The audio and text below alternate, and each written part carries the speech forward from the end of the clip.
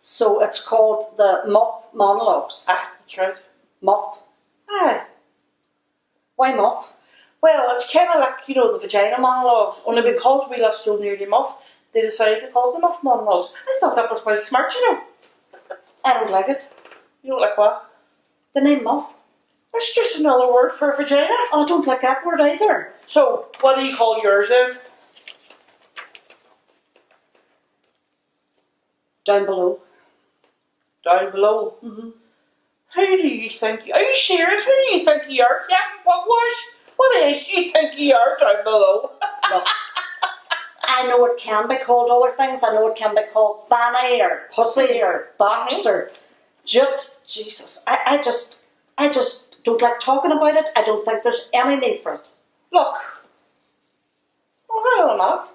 What do you call a penis? Oh, don't go there. What? Well, a cock or a dick or something. I don't like talking about them either. I don't get you. I mean, you enjoyed sex often enough. You always did. So how come you just can't talk about it? I know I love the men and all, but look, I never liked talking about me butts. I mean, let's face it, Maureen. It's their thingamajigger that gives you the pleasure. Here, hold you on a minute. Your butts can give you just as much pleasure too, I mean, how are you supposed to get by if you're living on your own and that? What do you mean? I mean, for your sexual enjoyment. Do you mean what I think you mean? Masturbation, aye. Oh, Jesus, would you stop it? You are a wild kiss. Look, we never talked about things like that back in the day. You just got on with things. I mean, my hand has never been down there unless there's been a face cloth on it. I can't get over this. You don't know what you're missing. Anyway, what about the Muff Monologues, you up for it? Well, what type of night can this be? I mean, you can't talk about your muff for a couple of hours. Oh yes, you can if you want to. Oh look, it's just some women and men performing poetry, singing even, about ourselves, our bodies, our sexuality, things that we would never get the chance to talk about. Well, I mean, do you get a bit of crack or something? I mean, I could be doing my bit of crack at the moment. Aye, look, it's going to be great. It's celebrating our womanhood. Might be a bit moving. So I hear. Anyway, could be quite liberating, Women opening up, talking about things maybe they've never talked about before. I used to have a wild notion about this girl down our street. Aye, our Susie's pal. Her and, the one out of Charlie's Angels, the dark-haired one. No, not the one with the big hair, the other one. What's this she called her anyway? Oh, you're a dark horse, so you are. Well, a girl has to have her secrets. Well, look, it's online, and we can socially distant, sitting on the sofa with a couple of beer. Do you know, I'm starting to think I like the sound of this now. Oh, very good. Aye. Well, look, there's only one condition. What's that? I don't want you ever to say them words down below, ever to come out of your mouth again. Okay, you're on. I'll get the beer, and you can talk about your muff all night.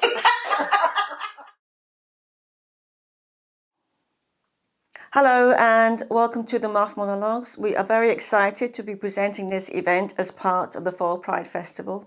Well done to the Foyle Pride Committee for putting together such a brilliant programme in very difficult circumstances. Some of you might be thinking, what is the Muff Monologues? Well, the Muff Monologues is like the Vagina Monologues, but it's new, original writing by local women.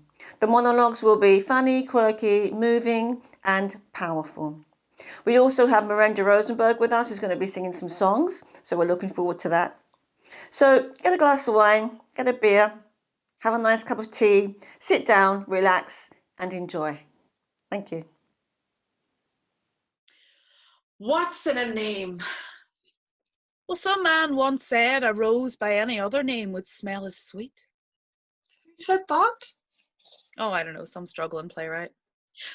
But think about it. What's in a name? More importantly, what's with all the names? It got us thinking.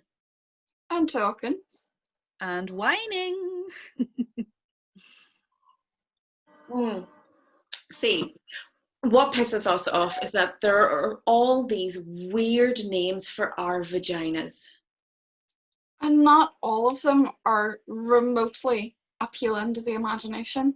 Like, what kind of name is Axewound or Rat? I mean, who comes up with these things? Men. Man. Well, there's Wizard Sleeve, Coochie, Twat. Fanny, that always grates on me. Minge, Lady Garden. Down there. Front bum. I mean, come on, people. That's not appetizing at all.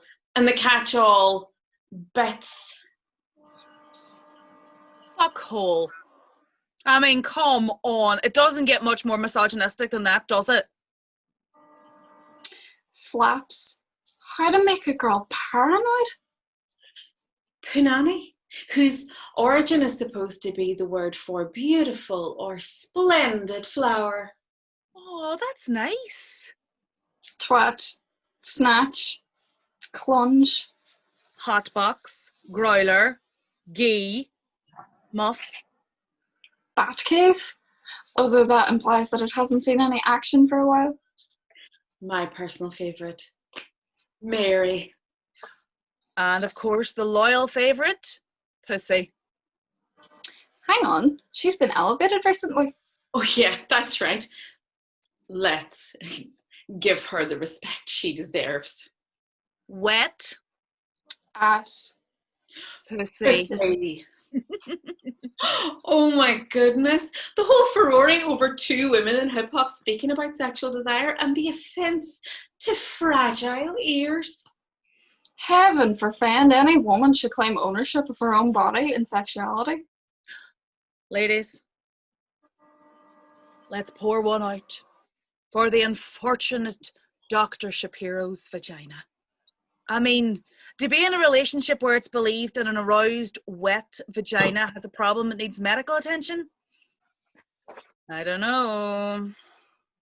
We're just supposed to carry the shame, pass it on as it was to us. There's none of that nonsense in this house. Masturbation is not just for the boys. I'll drink to that. It should be a part of every woman's beauty regime. And stress relief toolkit.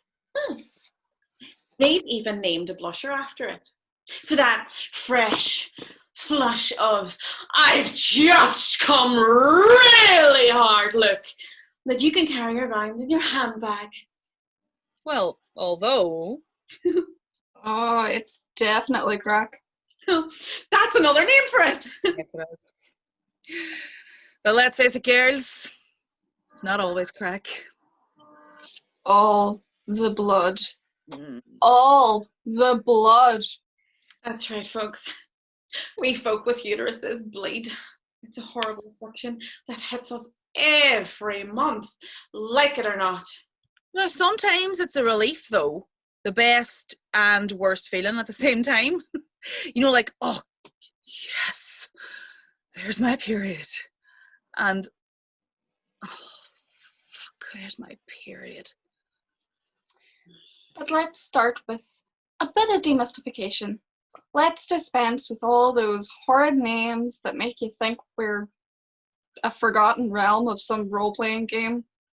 What's inside? Vagina. And the outer part. Vulva. And the whole kit and caboodle. Cunt. Oh, wonderful. So yes, the bleeding part.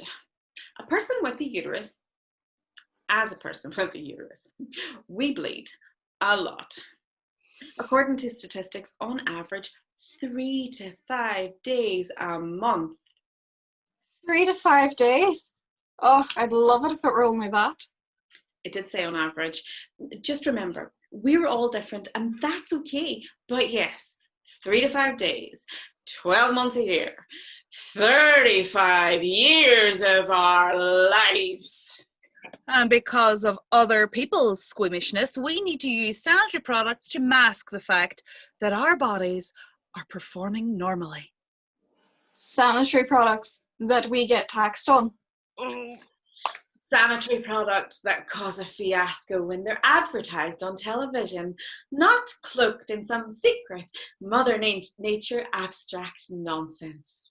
Oh, those ads used to drive me insane. Like, we're meant to believe that our bodies are working against us, that they're there to inconvenience us. And who bleeds blue water? That's a person that really needs medical attention. I actually like that advert that caused 84 people to have a meltdown in Ireland. I thought, it's about time we talked about how we use tampons properly. What a crime. Women sharing intimate information. And that's why we're all here. Every year, we women come together to share with you our stories about our vaginas, vulvas, cunts, our muffs. Vajaja, that's what it was. I had never really thought about it before. It was just there. That thing between my legs. Another body part to be washed in the shower. My monthly nuisance, my lack of legal autonomy. My vajaja only ever mattered in relation to men. It was to be protected from men, kept secret from men, saved for a man. It was never really mine. Attached to me, yes, but not mine, like any other vajaja. So I felt dirty the first time I looked at it. Like I was committing some great moral sin. I felt shame crawling on my skin, guilt swarming inside of me. I mean, someone had to be watching. Surely someone knew, probably God. I was violating myself, but I just wanted to see what the fuss was about. It was shocking at first. Definitely no flower. I mean, this was it. It was not the purity symbol that I had imagined, but it was peach and rose and fuchsia and coral, like paint on a canvas. Colours folded into this delicate overlap. It was a piece of art. This was my renaissance. I mean, it was a complicated type of beautiful. Loud. It's bold, my vagina. I guess I could learn from that. Learn to be as bright as I can be. Become an inconvenience. Hold power in myself. I could learn from that. I'm not afraid to look at it anymore. And I'm not ashamed to call it what it is. It's my vagina. Mine.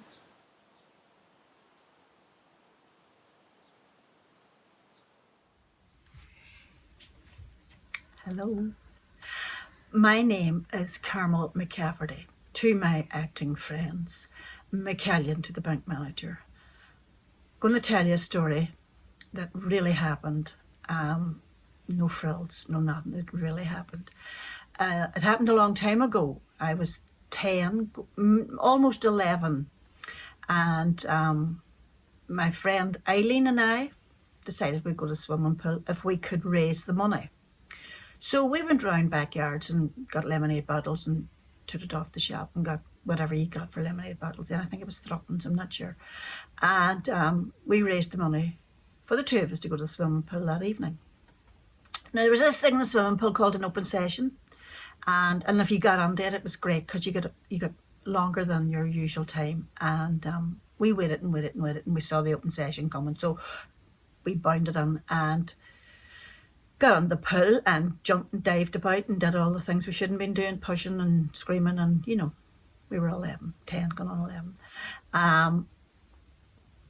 And towards the end of the session, the big whistle went, and we knew then it was time to get out of the pool. So I got out of the pool, up the steps, and Eileen said, "You better get back in the water again." And I said, "Why?" And she says, "'Cause something's just happened to you. I think you're dying." And I says, "I'm dying? Why am I dying and not you dying?" And she says, "Well, there's blood running down your legs. I think your kidneys fell out." I said, "Your kidneys fall out? What? Oh dear. Oh dear." Well, we were a wee bit afraid, but we weren't that afraid. So didn't know what it was. Went over to the man, said to him, the attendant, I think my kidneys fell out in the pill, and the man said, I think you better go home, love.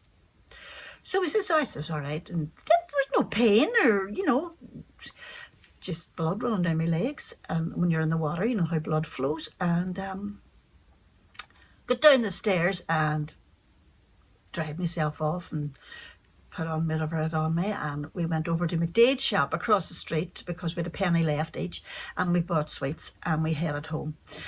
Got to the bottom of our back lane and the blood was sort of trickling a wee bit down my leg, so I would have just wiped it with my skirt or whatever. And when done, and my father was sitting reading the Belfast Telegraph, and I says, Daddy, and he says, yes, Carmel, what now? I says, I think my kidneys fell out in the pool. And he went, your kidneys can't fall out, Carmel. You'd be dead. I said, well, something happened to me in the swimming pool and the blood's running down my legs and I don't know what to do. And he says, just you go and tell your mother. My mother at this stage was up the street talking to a woman. They killed my mother and about 6 other women, and loved to chat and gossip. So I went up the street and says, Mammy, there's something happened to me in the swimming pool and Eileen thinks my kidneys fell out. But I don't think they did because I'd be dying, wouldn't I? And she says, you'd be dead. I said, Carmel, what's wrong with me? I says, well, there's blood in my knickers. And she went, right, okay. Right, me and you'll go down the stairs and go up the back room. Now, the back room is where the 4 girls slept. And we went down and she produced this thing called a sanitary towel. Spare me. I have never seen anything as thick or as big since. It must have been yawn length. Easily, and maybe not that breadth. Look, they were ugly, and there was 2 loops either end, one on either end, and she gave me this elasticated belt and put it round my waist and told me to hook it on each loop to either side, and then she just decided she would tell me all about my period. Hadn't a clue what a period was. Was too interested in running the streets, playing, carrying on, chivies, whatever, and she told me that it was a gift from Our Lady. I nearly died of excitement because I thought, am I like one of the 3 children of Fatima? Is Our Lady giving me gifts? And she said, don't be so stupid, Carmel, it's called your period. Every woman gets it, which kind of disappointed me a wee bit. Anyway, that's how I found out about my period. And told Eileen, of course, was swore to secrecy up in the back room to me mammy. No, I wasn't going to tell nobody. Told Eileen, I said, you're going to get it. Every woman gets it. We all get it. And Eileen was going, it's not your kidneys then. I was going, not my kidneys, it's my whim. I have a whim, you have a whim. I found this all out up in the back room. Anyway, that's how I got my period. And my kidneys are perfect. Thank you very much. So, to everybody out there at this moment in time who is having a period, I don't care who or what you are, having your period, God help. Don't have it anymore. Women all's gone. It's great. Wow. Give her a luck. As a matter of fact, I told my daughter the same story, about gift from Our Lady. And she was having a particularly bad period one day. And she says, Mommy, did you keep the receipt for that gift? And I was going, what gift?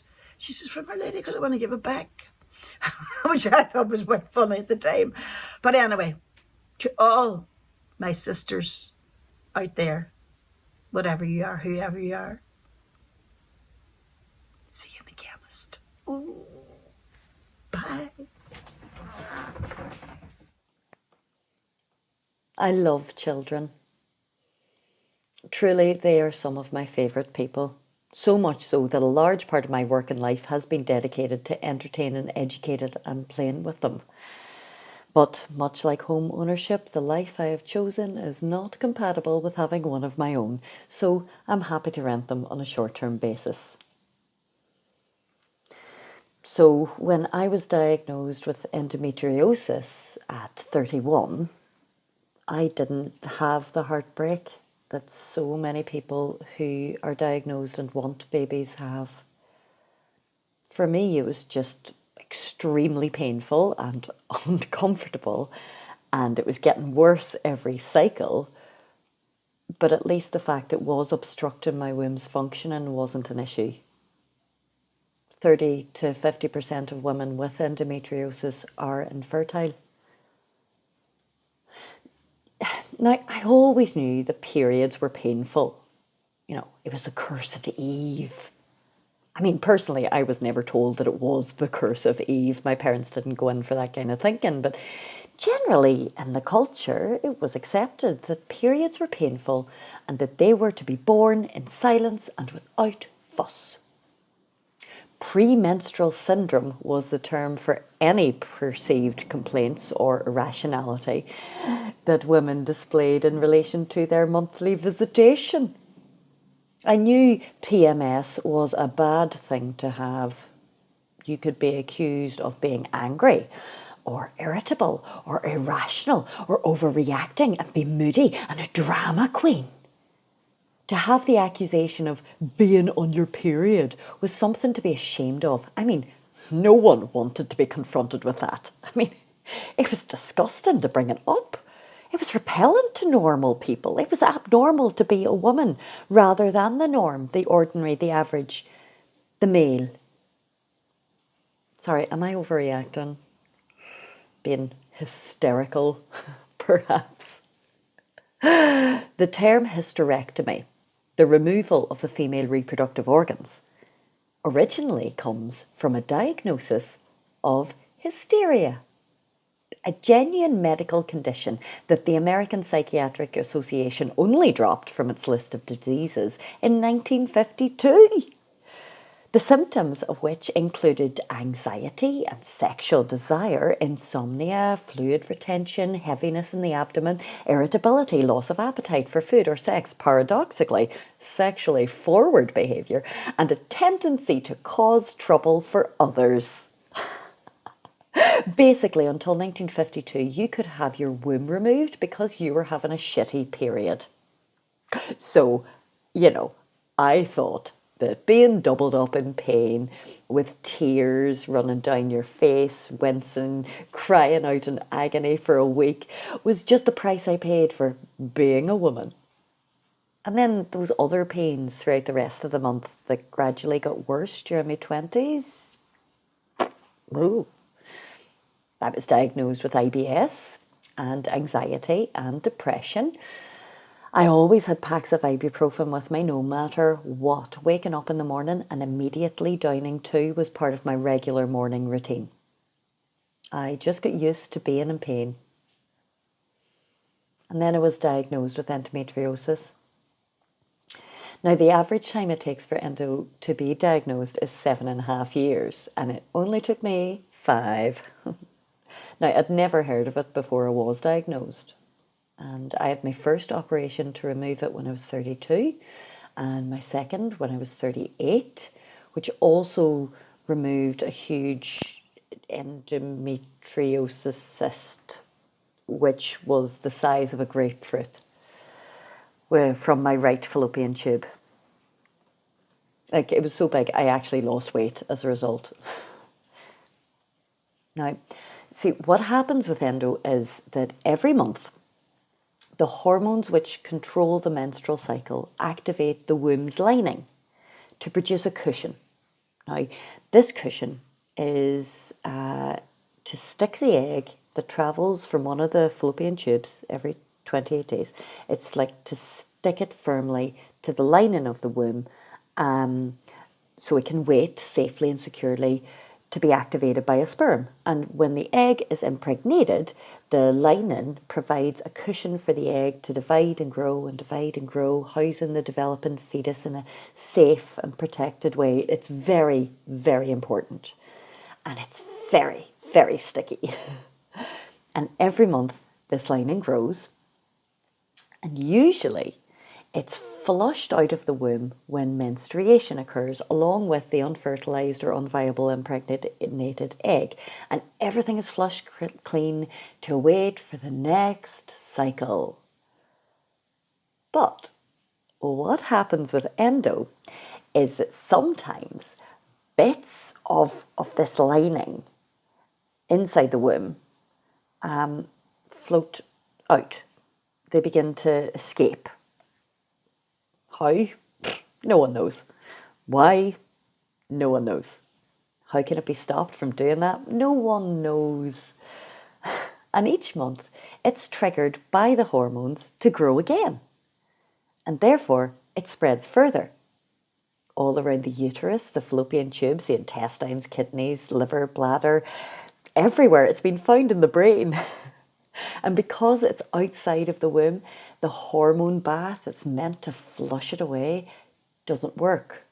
So each month it continues to grow, and each month it travels further around the body, and each month it sticks to more blood vessels and to more bits of the bladder and the bowels and the diaphragm and the appendix, and sticks bits of your intestine to itself, or your ovaries to your fallopian tubes, or or bits of your stomach to itself, and it sticks to everything. It's very, very sticky. And when those things that it's stuck to move and pulse as they are supposed to do, say you've had a dinner and you begin to digest that dinner, and then your intestine starts the movement to process the food, and the parts that are stuck together with the endometriosis will rip and tear, causing ruptures, bleeding, cysts, scar tissue every single month. And it grows and sticks and grows and sticks and causes constipation, diarrhea, gas, bloating, bladder symptoms, painful sex, back pain, leg pain. Why? Well, theories suggest could be retrograde menstruation, genetics, faulty immune systems, something to do with the blood system or lymphatic system, but none of these theories fully explain why endometriosis happens. And there is so much that's unknown. A study of 13,500 women by a BBC research project into endo in 2019 reported 50% of people with female reproductive organs dealing with the illness have had suicidal thoughts. Most said that the condition has badly affected their education, career, sex life, mental health, and relationships. It's estimated that 1 in 10 women in the UK have it. That's the same rate as diabetes. Why don't we know as much about it as we do about diabetes? Well, often across society, women's bodies are seen as an inconvenience, with their symptoms and health concerns not taken seriously enough. You see, most of our understanding of ailments comes from the perspective of men. It's overwhelmingly based on studies of men carried out by men. Like in the US, which produces a lot of medical research, research trials weren't required by the National Institute of Health to include women at all until 1993. And traditionally, this was justified by the idea that, get this, women's bodies were seen to be too complex due to fluctuating hormones. So clinical trials just often excluded them. And a lot of funding went to conditions which either affected both men and women or just men. For example, less than 2.5% of publicly funded research is dedicated solely to reproductive health, despite the fact that 1 in 3 women in the UK will suffer from a reproductive or gynecological health problem.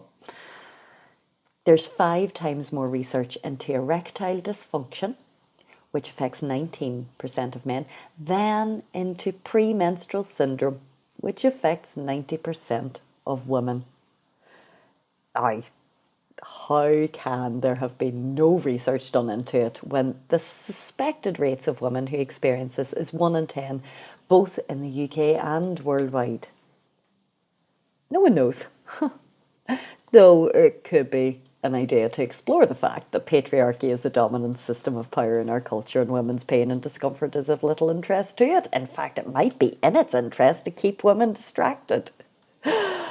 That's just me going on again, isn't it? And there was one study done. In 2013, a study was done to look into the attractiveness of women with rectovaginal endometriosis.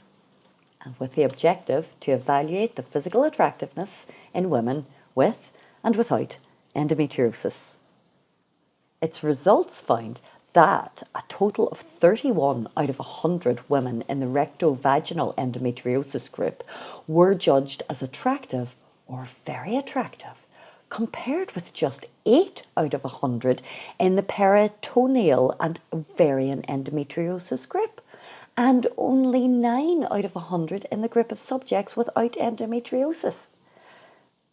So I could be like a whole 20% more attractive, depending on the type of endometriosis I have. The problem is, I didn't even know there were different types of endometriosis until I read that study.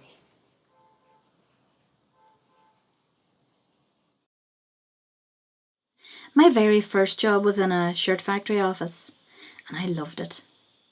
And then I sold bathrooms and kitchens, and I liked that as well.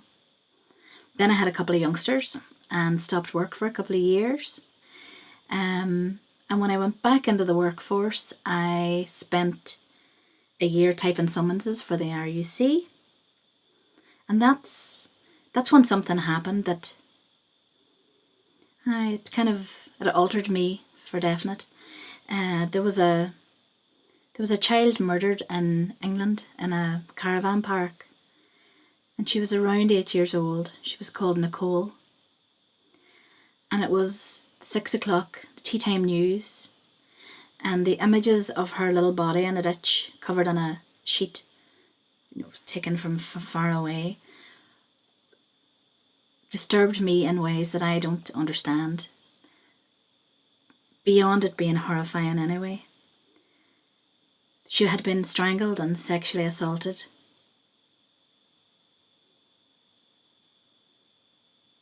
Yeah, I was changed after knowing that. So fast forward maybe a year, and it's kind of mid to late 80s. Now, the woman I was beginning to meet at that time, the woman that I was kind of working with and linking with, they knew all about stuff. They knew stuff about everything. They knew about feminism, and I didn't. They knew about justice and equality and politics, and my father was the one who talked about that stuff. And I remember they hated housework, and I flippin' loved it. I loved kind of cleaning. I remember also they ate brown rice and drank herbal tea. I didn't even know those things existed. And they were mostly Republicans. And I also remember there was definitely one lesbian. Well, maybe two. And I thought they all lived in London. And these women that I was beginning to know, they talked about books. They talked about books like Our Bodies, Ourselves. They talked about books like Fat is a Feminist Issue. Nobody and none of them were reading Catherine Cookson. Nobody cared about Tilly Trotter, who went down the mine and then later married the Lord of the Manor, except me. And it became really, really clear to me at that time that I knew absolutely nothing. These women knew everything, and I knew nothing. And I was on the same path as them, and I just remember being affronted and keeping my head down and thinking, I hope they never find out that I know nothing. And even my biggest secret that I hoped they never would discover was that I was a Protestant. But as we kind of went along, it became, there was one thing that became abundantly clear that we had in common. We had this one thing in common, and that was our fannies. And little did I know at that time just how much we were going to be talking about them, because we all joined a 6-week course called Self-Focus for Women. And like it's the late 80s, you have to understand, like a workshop to me before this was my father was an electrical contractor who had a workshop. I didn't know about other types of workshops. So we were all about the workshops. We had workshops about everything. But this one was all about self-focus for women. I had no idea what it was. And there we were, I was out there as well. We were ploughing new furrows. We were liberating ourselves, like whatever that meant at the time. But anyway, the 6-week course, week 1, body focus. So we talked about our bodies and the hang-ups we had about our bodies. We talked about women's bodies. We were talking about our bodies. And the homework, yes, there was homework. You had to go home. Homework with specific instructions. You had to go home, you had to strip naked, and you had to look at your body in a full-length mirror and come back the next week and bring your notes and talk about what you saw. Well, mortified. And I remember standing in front of a full-length mirror, or maybe just like a half-length mirror, and I was on a chair or something, but I remember thinking like that I looked a bit like a continental quilt, only like less Swedish. Week 2, getting to know your vagina. Well, the instruction this week was to draw your vagina, and when you're finished, and the instruction was draw your vagina, and when you're finished, stick it on the wall. Now I was that far through, it took me a wee moment to realise she meant stick the drawing on the wall. So I was first finished actually. And over I went and stuck my drawing on the wall. And I can still hear the laughter as we gathered in the Vagina Gallery to have a look at each other's drawings. Now, couple of them at least were like proper illustrations, like they from a medical journal or something, but kind of freaks were those women who could draw in that detail. And I couldn't believe the detail. And then some others, were detailed enough. And lots of them had like a little butterbean thing on them that clearly mine didn't. And mine just stood out because it looked like it had been drawn by a 4-year-old child. And I, blessed the facilitator on the night because she spared my blushes. She didn't exactly say who drew this. But I think when everybody else had owned up to drawing the rest of them, there was only me left. But she spared my blushes. And the laughter from then I can still hear in my vagina nightmares. And actually, several years later, might even been many years later, I was having some abnormal cells nuked in the lady garden. And I remember asking the consultant exactly where was she going to be nuking me. And she, you'll never believe it, she handed me a piece of paper and a pencil and said, draw your vagina, I'll be back in a minute to show you, while she headed off to do something else in the department. I was completely traumatised because I obviously re-stimulated from the Vagina Gallery workshop. I couldn't even think what it looked like. But anyway, I drew it. And I think it was better than the first one. But anyway, she laughed. She giggled and said, seriously, Diane, that's what you think your vagina looks like? But anyway, and I have to say, on the occasion that I would have to go and visit somebody in Elton Galvin Hospital, I still have this, I kind of imagine that somewhere in the gynae department, they have pinned my drawing of my vagina up. And it's really embarrassing because not only now would the people in the hospital maybe know me as the woman who fainted with her right tit clamped in the mammogram machine, I am also the woman who can't draw my own vagina. And for anybody who knows the hospital, when you park, over where you park and you're walking toward the hospital, every time I walk in, I think there's a drawing in there of my vagina. Anyway, week 3, vagina stories. So this week we had to give our vaginas like a backstory and give them a little personality. And I remember now, my vagina ran a fish and chip shop up in Bishop Street, and she was known for her bouffant hair and her battered fish. And the homework that week was to write a poem about your vagina and share it the following week. But there was a little addition to the end of the homework that week, and it said, write your poem, bring it in next week and read it. And don't forget your mirror. Anyway, week 4, the theme was exploring your vagina. So naturally, I showed up in the hiking boots. Jesus wept.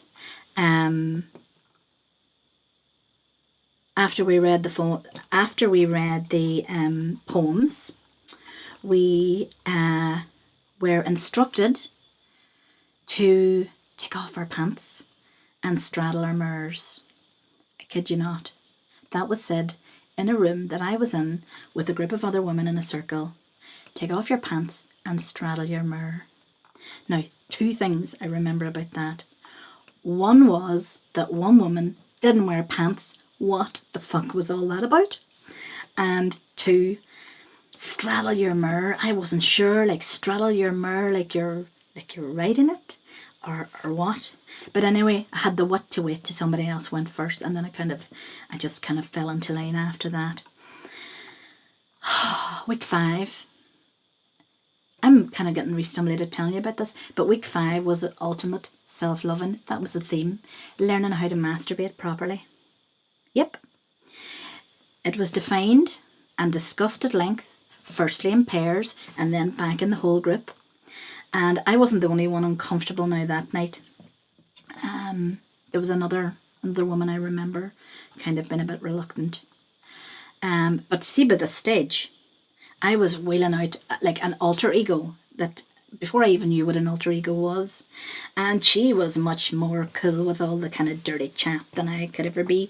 And she was really liberated and free and very much in touch with her glorious fandango. And yeah, so that's how I got through that one. And the homework was go home, run a bath, light a candle, and masturbate. Come back the following week with your notes and describe it to the group. So, final week, week 6. I haven't a clue because I didn't show up. I have no idea if anybody else did. But there you go. Now, these days, my vagina lives a more secluded life and she still enjoys a wee run out to Buncrana for a poke. But other than that, she has very little to report.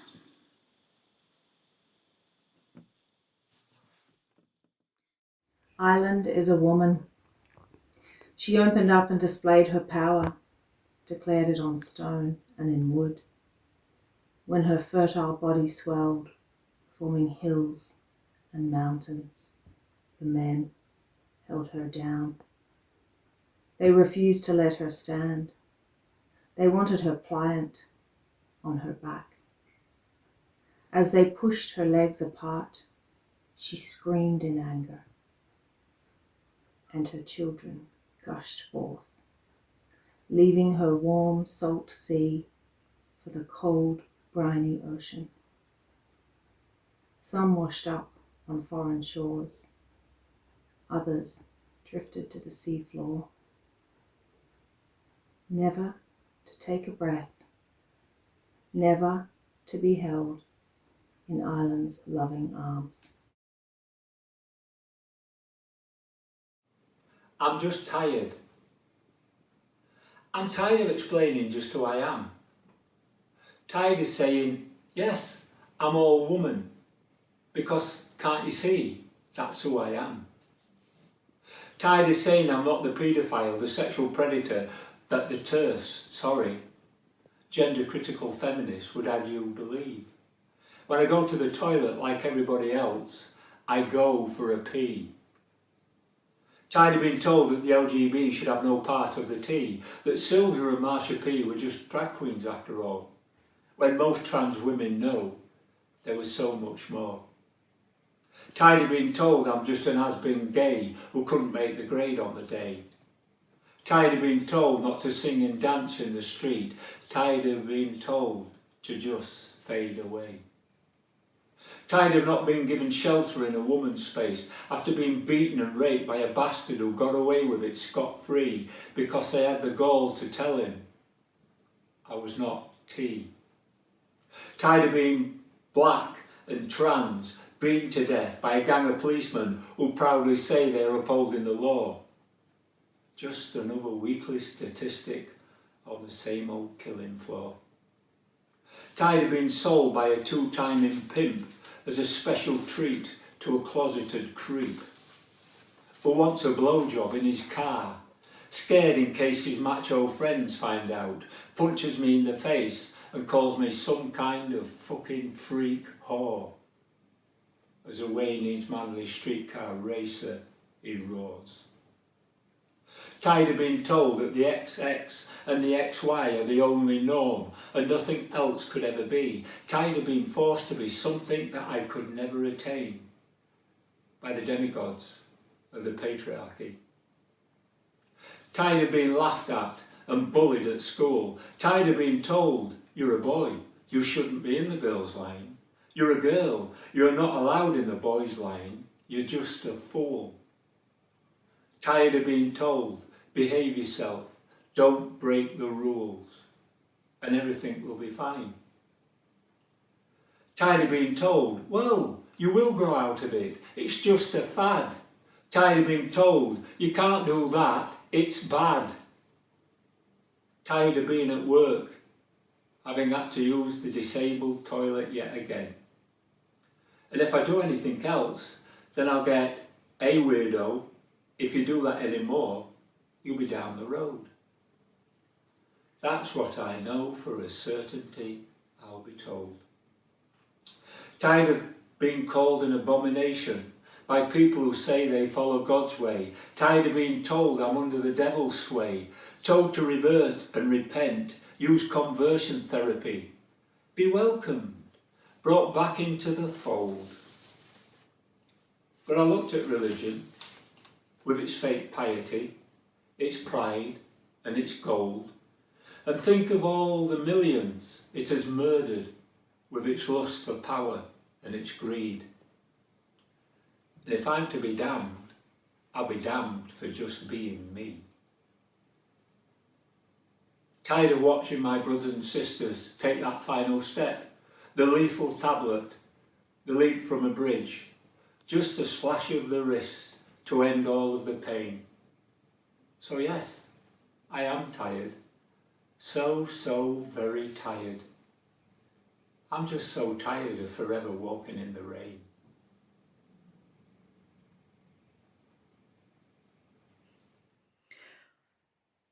Someone once told her, in order to re-find happiness, she had to seek out that moment when she stopped being honest, stopped listening to, stopped liking herself. She tried to think back, but always with the same results. She'd been lying to herself her whole life. Little things, insignificant things, big things, crazy things, and then forgot them all. To the casual observer, she had all the appearances of being fairly held together. Confident and outgoing, charming when she needed to be. If you asked her, she'd tell you candidly how she liked and loathed people in equal amounts. People fascinated her, but always from a distance. A decidedly solitary individual. She preferred her own company. It had always been that way. She could never see how anyone would appreciate her little ways. Alone, she'd never have to admit to the things that kept her afloat. Alone was never having to explain why the packet of biscuits disappeared along with her coffee, or how her bank balance only ever seemed to look healthy one day a month when she'd breathe a little easier before kissing it all goodbye just as quick. Her life was a series of practiced gestures, and people were mirrors, reflecting the lumps and bumps she tried her best never to see. Her belief was that no one could ever possibly love her broken and damaged bits, screwed up pieces of her that kept her together. Bravado played a huge part in her philosophy, along with the pursuit of absolute honesty. She developed a theory of the places people had to be honest with themselves, the places where it's impossible to escape the truth of our own bodies. She narrowed it down to 3. No more, no less. The first, she decided, was on the toilet. A deeply personal act of elimination, both cleansing in the physical and psychological, laced with a weird sense of guilty pleasure. That two-stone lighter feeling that no one can deny feels oh so terribly good. Clothes part in the middle in opposite directions, exposing the soft underbelly to one's gaze as it protrudes in a pod that hovers over the legs. Like it or not, you've got to be okay with the fact that it is impossible to hold your stomach in while you try to push shit out. The physics of it all don't work that way. Without the need to feel awkward or apologise, safe in the knowledge that all sins get flushed away. The second, she figured, is in masturbation. The most honest sex one can ever have. Not the most exciting, granted, but honesty doesn't always equal excitement. Having discovered the virtues of masturbation, she created herself a rule. Anyone who says they don't engage in a little self-pleasure is either lying or stupid, and not to be trusted either way. In her opinion, all humans are wankers, and if we could only just embrace this, the world would be a much more contented place. In a drunken conversation one night, she reached the conclusion that no matter how depraved the sexual antics with a lover, the sexual deviancy of a wank was on a whole other level. Her solitary self-fuck, she reckoned, had the special kind of power to take her mind and body to the exact places she knew by rote. Uninhibited, unashamed, and emancipated. A survival tool, if you will. And next to nicotine, the only thing keeping her sane. The third and final place she mused was in the balmy sprinkling of the shower. Now, not the bath, the shower. This was her sanctuary. This place was where she cleaned herself of the toil of the day. The stresses and worry simply melt away. In this place, she is naked and unafraid to be naked, inescapably, unabashedly free of shame, cleansed and reborn, refreshed and renewed. Rain, finger-tipped water kisses dancing on warming skin, wrapped in imagined embrace, wishing somehow the gentle spray was a lover's arms, surrounding and consuming, lost in sweet surrender. Of course, you could also read this another way. These places were all the places where she was alone. Intimacy and honesty was only intimacy and honesty with herself. No more, no less. Exploitation, a canker on the skins of babies, a wrong to be righted by a band of pink ladies. Full-time workers, unpaid, volunteering, shining lights into corners. Resilient, persevering, because everyone is someone's child. To be loved and cherished, not abused or vilified. Our job, reuniting, no matter colour or creed. Taking back the exploited, denying the greed. Women unchained, women unbound, women rising up from the underground, women free, don't faff around. We are strong, won't be put down. Rise up, rise up, rise up, rise up, with the sound of the women unbound. Whoa. Rise up, rise up, rise up, rise up. It's the sound of the women unbound. Women unchained, isn't it a pity? Denied the vote in Vatican City. Women raped, then charged with a crime. Men have the power all of the time. Isn't it degrading, appalling, disgusting? Women undermined, male room shines. Rise up, rise up, rise up, rise up. It's the sound of the women unbound. Rise up, rise up, rise up, rise up. It's the sound of the women unbound. The Society of Pink Boots shook the industry to its roots. Beer brewing no longer has a gender, albeit the transition still tender. Equality and sharing cause no pain and can be replicated again and again. Education is key, raised to make tea. Now we celebrate professional careers of women who brew.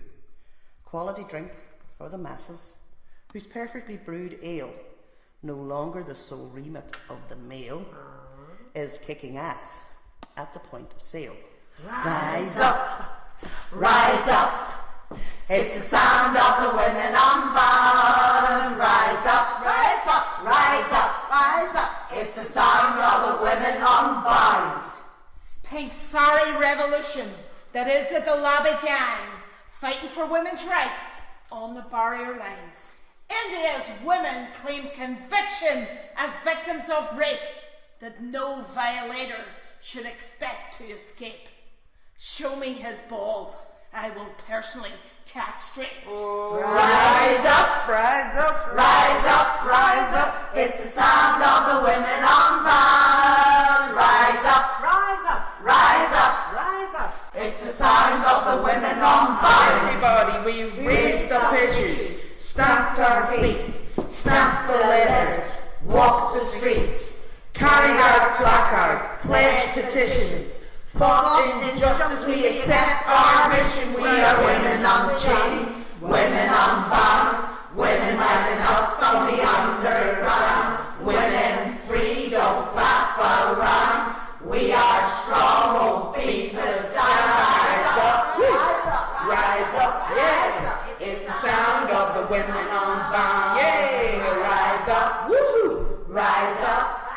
It's the sound of the women unbound. Once more, we are women unchained, women unbound, women rising up from the underground, women free, don't flap around. We are strong, won't be put down. Rise up, rise up, rise up, rise up. It's the sound of the women unbound. Woo. Rise up, rise up, rise up, rise up. It's the sound of the women unbound.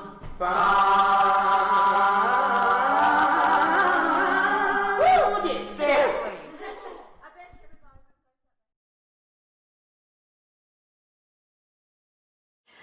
Oh, it started up in the sky.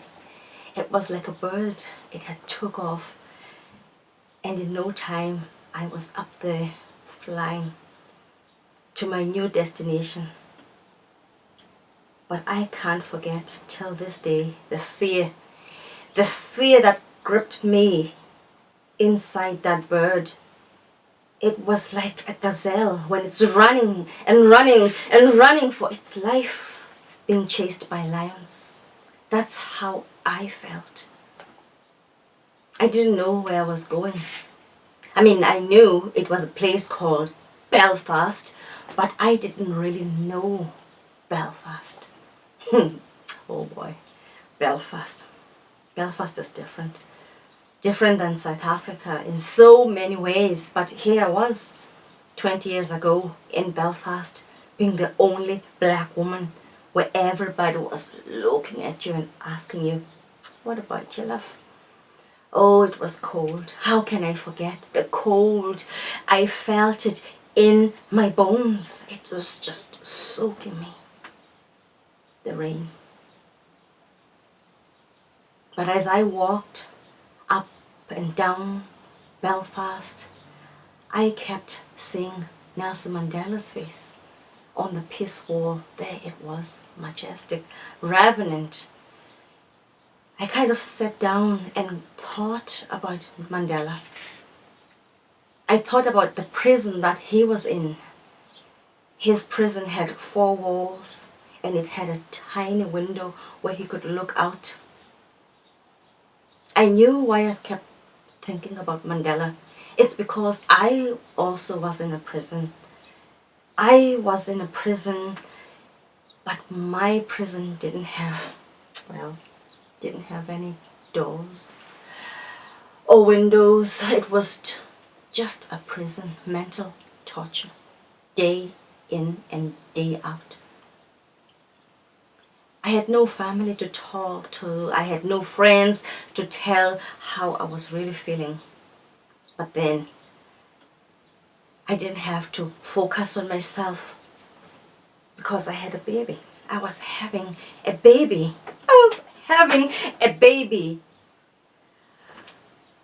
First, the doctors wanted in there. In my culture, men don't look in their clothes. You're in there like a shell. Like something, like a creature from the sea. I kept closing and opening, and they just told me just to relax. It was going to be okay. Can you imagine, in a foreign land where I had no family, just these people, strangers I didn't know, poking me in there. It was frightening.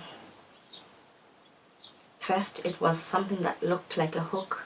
It went in and pulled something that came out like a mucus. And then the hand followed of the doctor, and he turned the herd.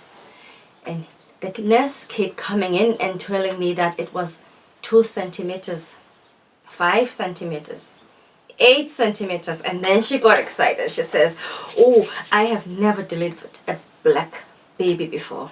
This is my first." But I wasn't worried about that. I was just worried about my down there because it was painful.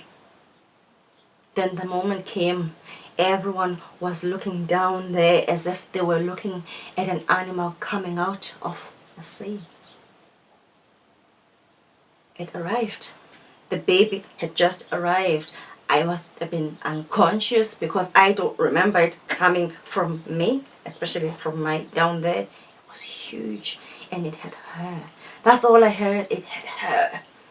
In Africa, when a child has hair, that means that it has brains. It's going to be intelligent. But little did I know that my down there was going to be changing forever.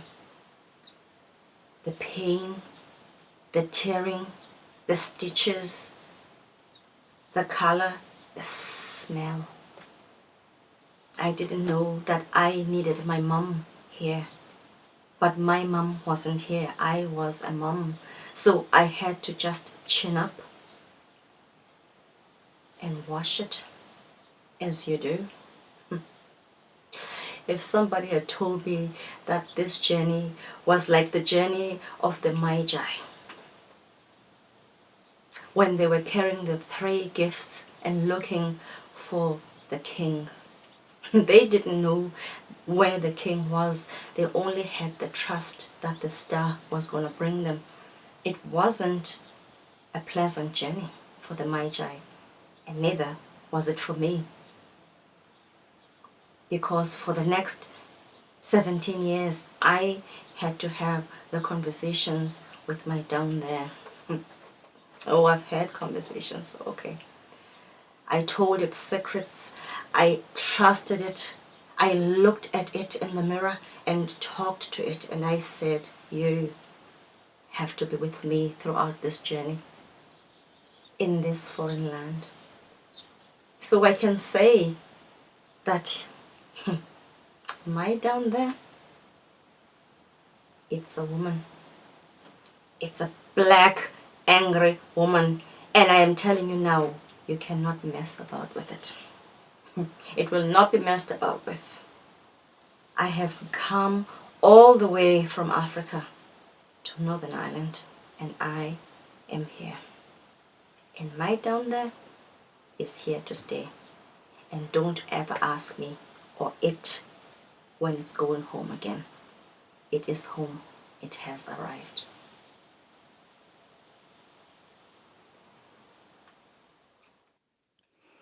The next piece is by Mary O'Neill, Mary used to volunteer with Lesbian Line in Belfast many years ago, and at any point the calls could be redirected to any phone. So on this particular occasion, she was coming out of a shop onto a busy high street when she took the phone call, and this is how the call went. Hello, who is this? Is this the line for women? Oh yes, sorry, this is the lesbian line. How may I help you? Can I talk to you about something? Of course, how may I help? Is there anybody listening in? At this point, I looked around and I realised I was taking this phone call in the middle of Botanic Avenue in Belfast. No, there's no one listening, but look, I'm not in the office, so maybe it's just not quite as confidential as it could be. Does that mean I can't talk to you? Oh no, of course you can. If you need to talk. My name is Joan, and I'm 72. I'm widowed for 6 years, and I have a friend, and she's been widowed for 3 years. We've been friends for years, and our husbands were friends. Over the last few months, we have got very close. Do you know what I mean? Do you mean you have feelings for this woman that's more than friendship? I was trying to be as tactful as possible, just in case I was wrong. I didn't want to scare the life out of this 70-year-old woman. I was hopping from one foot to the other and hoping that nobody could hear this conversation. Yes, dear. I don't want to shock you. I know it's terrible what we are doing, and against God. I'm a born-again Christian, and if anyone found out, we wouldn't be able to go back to our church. There's nothing terrible about what you're feeling. These feelings are natural. How does your friend feel? She feels the same. We have tried to stop, but we just can't. And when we touch each other, it's so different than when we were with our husbands. We feel like we've wasted so many years. Did you have children while you were married? And were you happily married? Oh yes, dear. I had 4 children, and I had a good, hard-working man who never raised his hand to me. And my friend had 2 children with a good man too. Well, don't look at it that your life was pointless. You have your family, a good home, good memories. Just think that this is a new chapter in your life. Another chance to love. That can't be bad. No, but if the church found out, that would mean that we couldn't go back. We were nearly caught the other day. How? Whilst thinking, what on earth were they doing? And where were they doing it? I was afraid in case you were going into too much detail. My friend came round and we went upstairs and we were getting undressed. And we heard the back door open. And it was a pastor. And he called up the stairs. Well, both of us were undressed, so we quickly got dressed, and I came down and I said we'd been trying on clothes. I couldn't think of anything else to say. Joan, all I can say, in my age, you weren't doing anything wrong. God has given us all the ability to love. And for man to love man, woman to love woman. Everyone has their own take on it. If you're happy, then it's up to you to decide what you want to do. It's nice to be able to talk to someone that understands. You can ring me any time, Joan. We're always here to help. One other thing I want to ask you. Oh, why? What's that? Well, we wanted to get some toys. Toys? Toys? Right. At that point, I was feeling like a 15-year-old schoolgirl going through a sex education class. Where can we get them? Well, you could try Hans Summers. What's that, and where is it? Oh, it's a shop that sells sex toys, and it's at the back of Castle Court in Belfast. At this point, I was standing in the shop doorway, trying not to be heard. Will they tell me what we need and show me how to use them? Oh, aye, of course they will, aye. They're very, very helpful, so they are. Thinking, please don't ask me, please. Thank you for your help. I feel much better now. You must be shocked talking to an old hen like me. Oh no, I think it's lovely. It's made me smile, and I'm very happy that you found each other at last. Bye-bye, my dear, and thank you. It did make me smile. When I went into work that day, I had a big smile on my face. And from time to time, I think about Joan and her friend. Is she happy, and are they still together? And I smile. This piece was written last year in 2019 when I was 33 weeks pregnant, and it's called A Letter to My Unborn Child, a true story.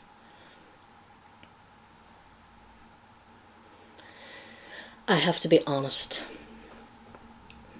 I never wanted you. You were never a conscious thought in my head.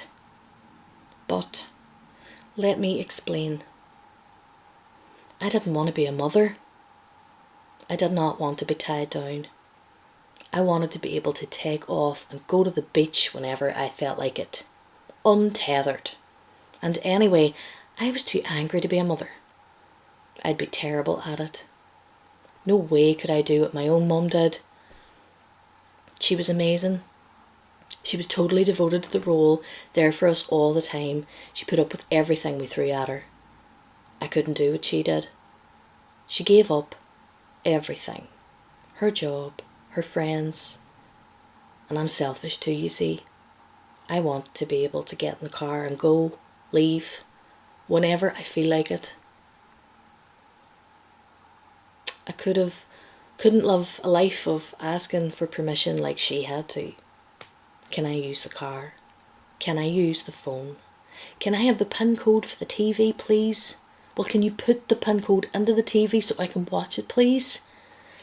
Can I have some money to get the Wayne's clothes and food? Can you please let me sleep? She gave up all she was to keep us safe. Her voice, her choices, her body. Our home was no place for children. There were guns and pornography and so much fucking drink. I don't have eyes in the back of my head like she did either, and yet for all of her sacrifice, all of her sleepless nights and hours spent at home watching and listening, she still couldn't keep the monster at bay. I was 10 years old the night he stood in my room in the dark. My father, the monster from under the bed made real, naked and insistent. A demented grin bloodied from the carcass of the box of red wine he'd ingested in the living room, where he'd left his gun and his pornography. I was stuck. I never wanted to be stuck again. No one person or place or thing would ever keep me anywhere. I would be untethered and do what I wanted, when I wanted, go wherever, whenever. The intoxicating freedom of it all. But what no one tells you is that there's no such thing as freedom when you don't have a safe place to call home. In being untethered, I unravelled. I ran too much and drank too much and took too many risks and got too angry, and I fell in love too easy with men who'd say I was too easy. The last time I shared my house with a man, he put his hands around my throat and I swore I would never live with another man ever again. So fuck it all. Get me to a beach. I dream of living in a hut by the sea. That reliable hum of the ebb and the flow. I can float weightless with my eyes closed and pretend I'm flying. And then there's the salt. Ancient, magic salt. Abrasive, exfoliating. It strips back the deadness. It preserves and heals. Salt keeps the devil away. And then, like something out of some stupid, unwritten fairy tale, I met a man on the sea. A man with a warm smile and kind eyes and the gentlest soul. The first time we spoke, we were on adjacent kayaks paddling around Inch Island in Loch Swilly. And then there were the dolphins at Malin Head and the cold swims at Kinnigo Bay. Salt keeps the devil away. This man brought me home. Not a this'll do for now home, but a forever home. Somewhere I could breathe and just be. An anchor I could float away from and do and think and say and feel whatever I wanted. And I was able to see things for the first time. The reason that I didn't want to be a mother was because I have always been a mother. I had to look after everyone else when my mum finally broke under the weight of years of sleepless nights and fear and abuse. I was tired of the worry and the pain and so overwhelmed by it that I'd never considered the joy to be had in parenthood at all. And here, now, I am home. Safe. Permanent. This is what true freedom feels like. I have covered the walls of the living room in floor-to-ceiling yellow paint. Get that Dulux banana split on those walls. I want to bathe in that sunshine because there have been too many dark days and we are going nowhere. And we got a cat, a mess of a thing with no teeth and a wonky leg. He needed eye surgery, and when we took him home, he didn't poo for days. We cheered and wept when he used the litter tray for the first time. I've learned the strange joy of wiping weepy eyes and mushing up food and cleaning up poo. And here you are. And I can't wait to bring you home. You'll like it there. It's handy to town and the backyard gets the sun all day. It's only a short drive to the beach. It smells of coffee and Yankee candles. Sometimes of ammonia and sawdust from the cat's litter tray, but never of whiskey. And it's quiet. You'll never have to hold your breath behind closed doors or lock yourself in the bathroom to cry. And there's no wine rack. No Merlot to stain the lips and teeth of adults. No alcohol at all. No guns. No pornography. No monsters under the bed. No eggshells to cut your feet on. You see, I know now that you have been growing in me for so much longer than 33 weeks. You were there in the tears I dried from my mother's face and the songs I sang my sister to sleep with. You were there in the dull lapping of water against a plastic kayak by Inch Island and in Hoover bags full of cat hair. You are in the safe glow of yellow paint. You are born out of the fierce love of your mother, and you are the salt on your father's skin.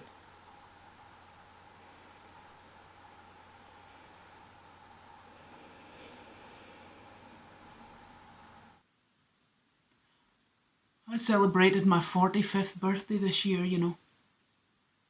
45. I'll never get over it. Well, not in a self-hating type of way, you understand. More in a I really never expected to make it this far type of a way.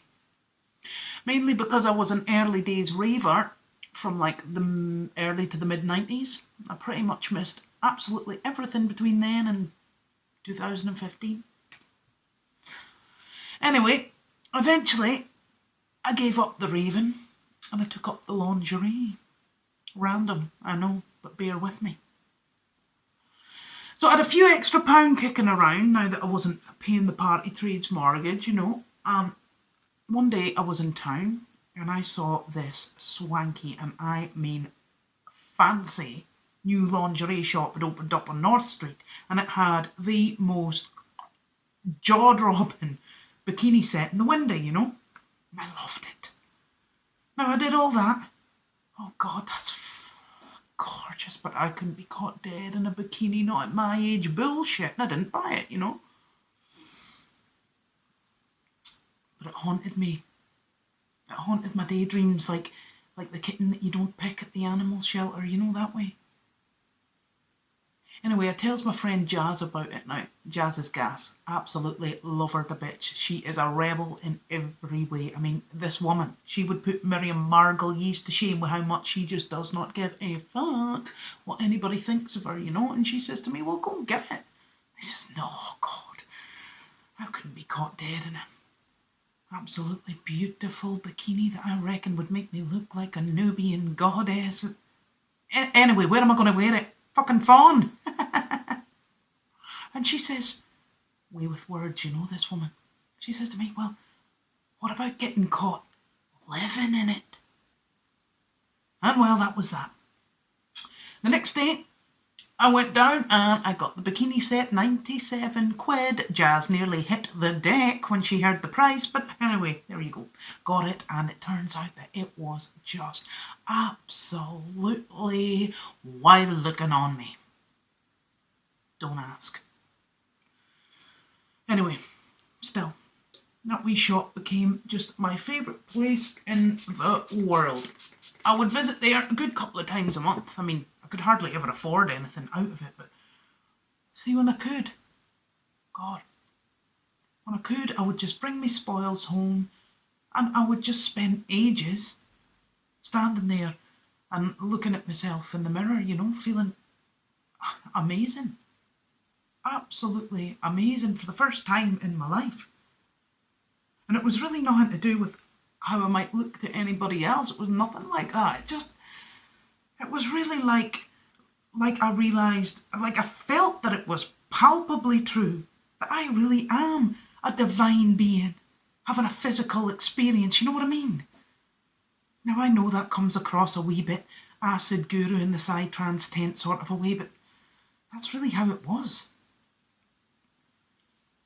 Anyway, it was around Christmas time, a couple of years ago, and I was in there buying myself a wee early Christmas present, and I had Jazz with me, and we were up at the counter, and I turned to Jazz, and not entirely seriously, I waved my new set in front of her, and I said, "See me, I fucking love being a woman. Finally." Well, that was a bit of a mistake, for then she starts. She takes great umbrage at my suggestion that dear bras and knicker sets have helped me fall in love with my womanliness, you know. And she starts going on and on and on. "It's a shallow type of love," she said. "I can assure you it is not," says I. Anyway, that didn't stop her. On and on, all the way home, over dinner, over a few spliffs, and of course, once we get the wee spliff in, I'm feeling a wee bit pensive, and she starts to feel the itch, you know, in her healing hands. She reckons she's got these healing hands, you know. So she starts waving her hands all around me. And she says, "I really think it's so fucking sad that we spend so many years of our lives hating being women." Mm-hmm. See, I can feel that in your energy system. See, there you go. Blocked in the first and second chakras. I could have told you that 5 miles ago. "Feel what?" says I. "Shame. Absolute shame," says Jazz. "I've no bloody shame, sure, you know me, Jazz. Listen, if you want to get rid of that shame, you're going to have to pinpoint exactly where the shame began." Grand, I'll pinpoint it in my bed, I said, and then I tottered off to my bed before it got a wee bit too deep, as it was wont to do with Jazz every once in a while, you know. Now, as much as I rolled my eyes, I did go to bed thinking about it that night, you know. Shame. A middle-aged ex-raver like me? No.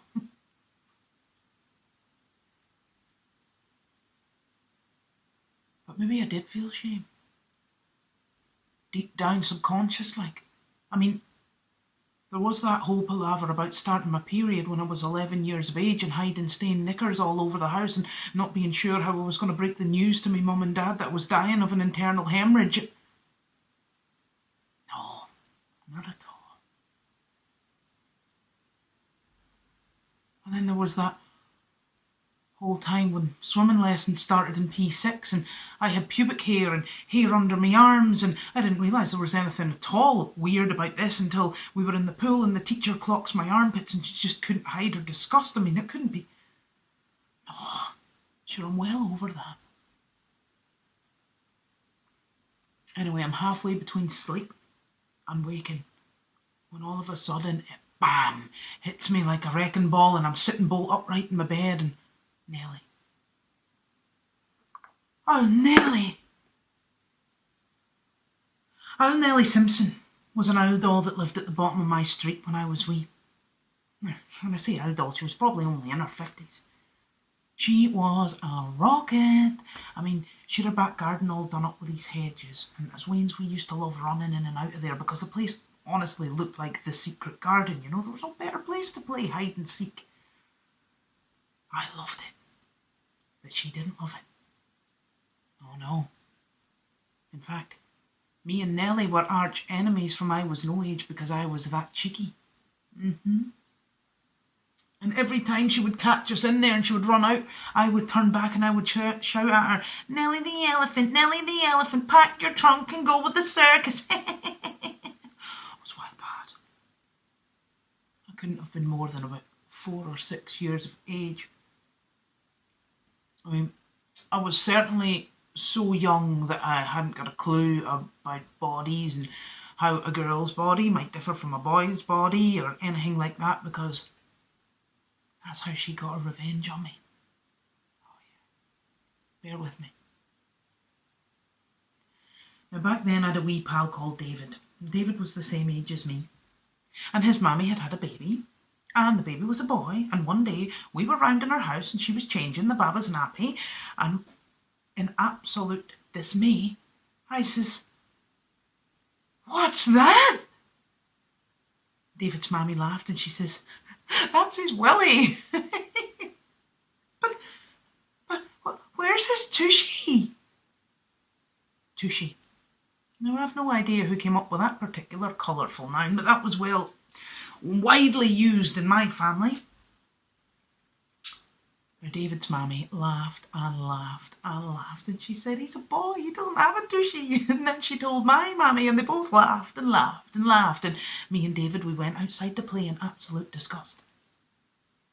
When we got outside, I says to David, "Do you have a willy as well?" Like I'd uncovered some sort of grand betrayal. Anyway, in our totally innocent, clueless dismay and the curiosity of small children and the desire to figure out just what in the feck was going on in this world, me and David made a grave decision. Yep. So, there we were, sat out in the front steps of the flats, in full view of every home in the square, and I was showing David mine, and he was showing me his, and we were just happily chatting away about how weird it all was, and our wee minds completely blown, when out of nowhere we hears this roaring. It was Nellie hanging out of her window. I remember just staring at her, wondering what in the hell she was roaring about. And next thing, she's out of the house and down the path, and she's roaring at me, "I'm going to tell your mother right now, that is disgusting behaviour for a wee girl." I think it hit me and David both at once, that Nellie was raging because I had a tushy and he had a willy, and that must have been something to be raging about. Thing was, it was only my mammy that she went to. She didn't go to David's mammy. David didn't get in trouble, oh no. I got brought inside, and my mammy was raging, and she said to me, "You don't show anybody that, especially not boys. That is not ladylike." And mammy told daddy, and my granny, and me Uncle Ray and Auntie Susie, and they were all a wee bit raging, and they all told me the exact same thing. That is not very ladylike. I was banned from playing with David then. Mammy didn't much like him after that, as if the wean was some sort of latent sex pest. And I knew that if Mammy had told all of those people that really embarrassing story, and Mammy actually liked me, then Nellie would have told the whole bloody street, you know. I don't know how long it went on for. My first experience of serious paranoia between the ages of 4 and 6 that would have rivalled even the worst of come-downs. Could have been a few days, or weeks, or months.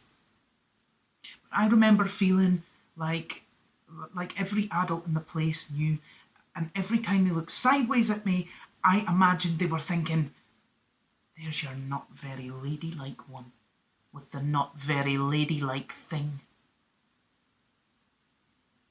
And I daren't speak to them, chat away like my happy wee self after that. Anyway, after that I never dared sneak into Nellie's garden again. Next morning over breakfast, I turned to Jazz and I says to her, well, fancy that, Jazz. You were right. Shame. Absolute shame. Hey, I'm Miranda. I'm very excited to participate in this festival where women are sharing poetic and poignant versions of their truth. So I'm going to share some versions of my own truth. It took me a long time to find my value, to understand who I was and not get lost in relationships. So I wrote this song when I was ready to stop being lost and ask somebody why. Why am I not good enough for you? Gotta go.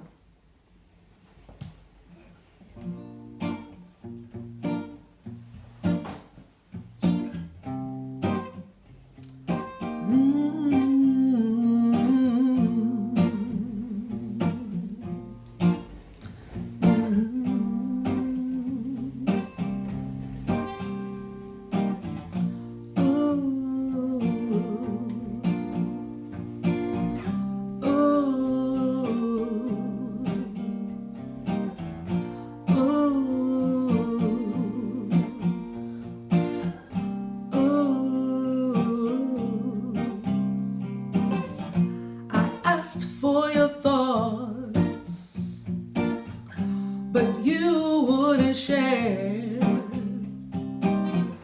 I laid down my heart for you, baby, but you left it laying there. And even my kisses, since they've lost their worth. And when I pull away from you, baby, you pull me back, it hurts. I gotta go, ooh, I gotta go, ooh, I gotta go. I can't stay here.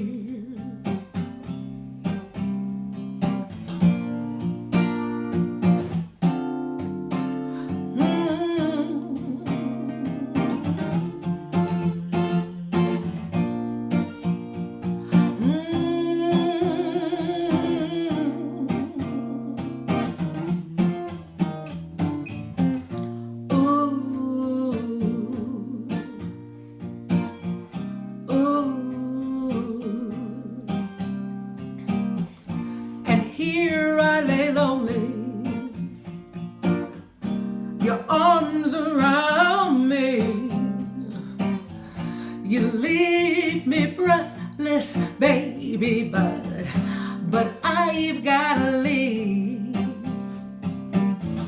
I can't be stuck loving you. No, not on my own. You warm in my body, but you're leaving me cold. I am more than flesh and bone. I'm a whole woman walking out your door. I gotta go. I must leave this place. Hey, hey, I gotta go. I can't stay here.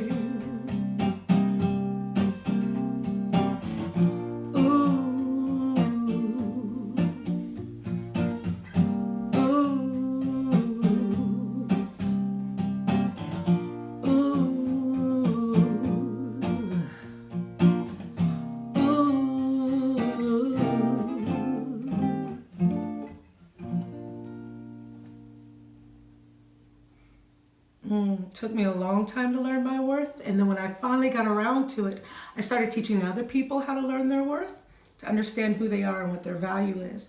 So I started working with victims of domestic violence, and I wrote this next tune for them.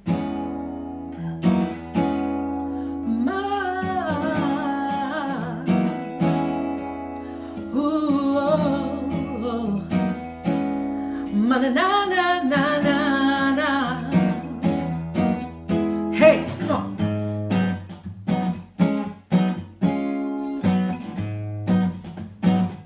Don't let them find peace by standing on your neck. Don't let them feed their ego on disrespect. Don't let them crack the mirror of your self-regard. Line up your spine, get wise. Remember who you are, 'cause you are worthy. Beautiful imperfection, fools and liars, they want to steal your glow. Don't sacrifice your dignity for love. Na na na na na. Hey.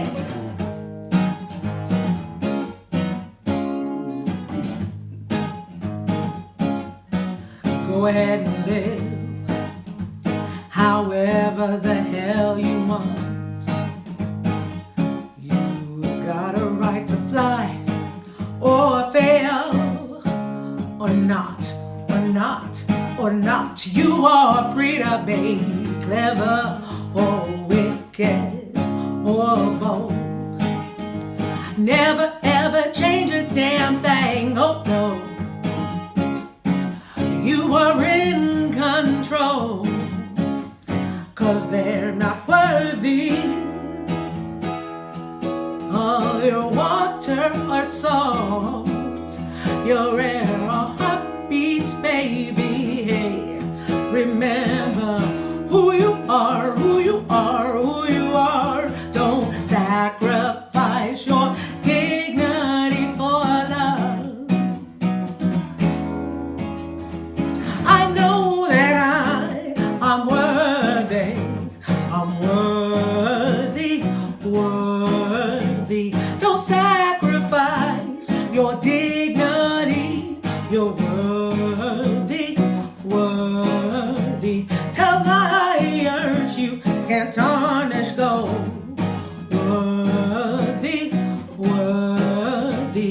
Don't sacrifice your dignity. You're worthy, 'cause they're not worthy of your water or salt, your air or heartbeats, baby. Hey, remember who you are, who you are, who you are. Don't sacrifice your dignity for love. Ooh, don't sacrifice your dignity for love. No, no, no, no, no, no, no. Hey, hey.